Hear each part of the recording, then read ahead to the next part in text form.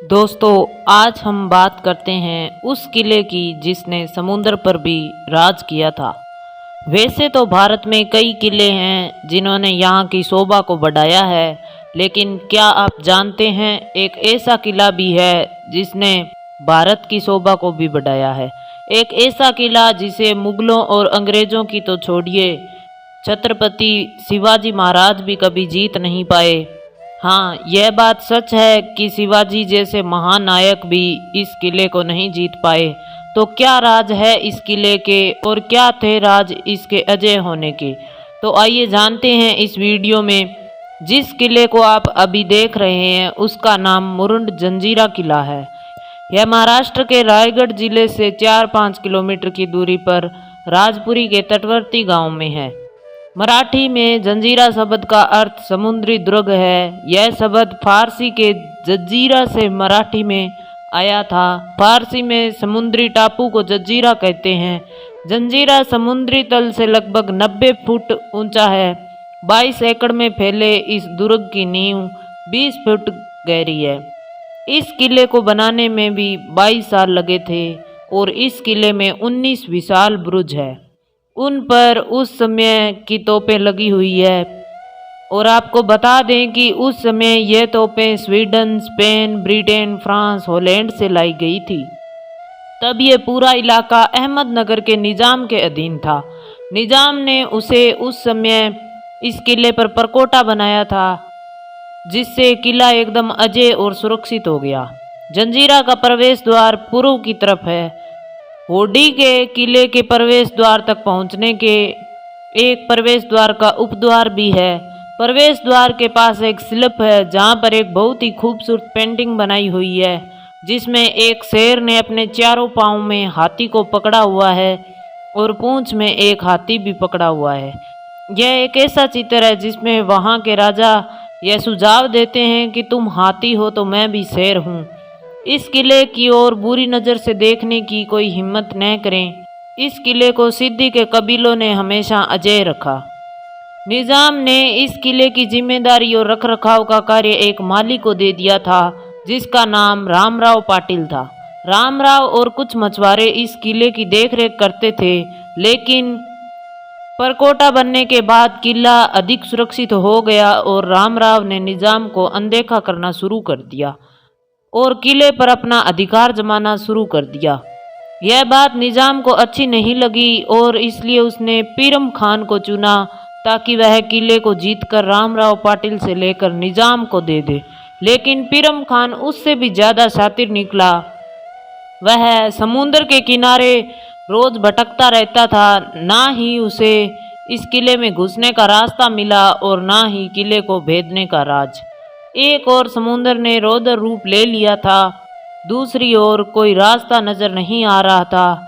समुद्र के ऊंची लहरों, डरावनी चिंगारें दूर दूर तक सुनाई दे रही थी। दिन तो किसी तरह निकल जाता, लेकिन रात काटने को दौड़ती। पीरम खान ने सोचा कितने दिन ऐसे पड़े रहेंगे। तभी एक गोलाकार टापू दिखाई दिया उसे। उस टापू से उसको जंजीरा किला दिखाई दे रहा था, मगर उसमें घुसने का कोई रास्ता नहीं नजर आया। लेकिन उसको पता नहीं था कि असली मुसीबत तो अब उसके सामने आई है। उस किले को जीतना इतना लगभग नामुमकिन जैसा था। उसने कई बार कोशिश की लेकिन नाकाम रहा। फिर उसने सोचा अब तो कोई छल ही काम आएगा। उसने अपनी सारी नाव खाली करके किले के सामने खड़ी कर दी और खुद को शराब का सौदागर बताया। पीरम खान ने चाल चलनी शुरू की और रामराव से दोस्ती करने का बहाना बनाया। उसने दोस्ती के बहाने रामराव को कई बार शराब फ्री में भेजी।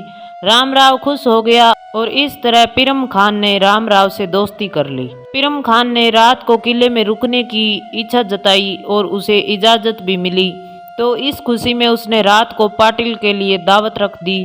वह शाही पकवान और खूब सारे शराब के ड्रमों के साथ किले में दाखिल हुआ।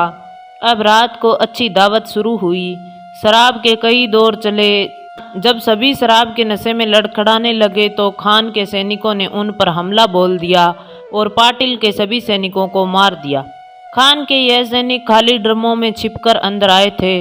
उधर नौकाओं पर खड़े अन्य सैनिक मौका पाते ही किले में दाखिल हो गए। भीषण मारकाट हुई, मछुआरे मुकाबला नहीं कर पाए और वह हार गए। उस वक्त लगभग कम से कम 1500 लोग मारे गए थे और यह पहली और आखिरी बार था जिसने किले को भेदा था, वह भी छल से। उसके बाद कोई भी ऐसा सम्राट नहीं आया जिसने वीरता से किले को जीतकर इस किले पर राज किया हो। यह किला इतना मजबूत था कि पुर्तगाली, अंग्रेज, मराठा, मुगल कोई भी इसे जीत नहीं सका। सन 1617 से 1947 तक लगभग 350 सालों तक यह किला अजेय ही रहा।